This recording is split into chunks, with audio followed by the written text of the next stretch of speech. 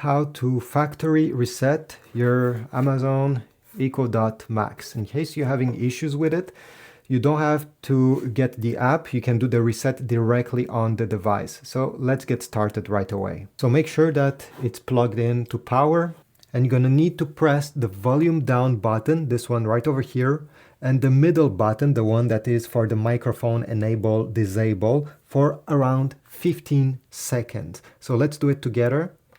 I'm keeping both of these buttons pressed, and just be patient, count in your head, and let's wait. Almost there, for patience. Removing your smart home devices and resetting your device. Okay, this will take about a minute. Perfect. I'll let you know when it's ready. Yep. So when you hear that, you can remove your fingers and just wait. You're going to get a prompt by Alexa telling you that the reset has been done. So at this point, just wait. Don't touch anything.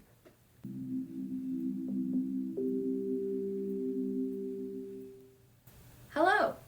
This device is ready for setup. Just follow the instructions in the Alexa app. All right, so you heard it. And as you see, there is the orange ring that is spinning. This means that the device is in setup mode.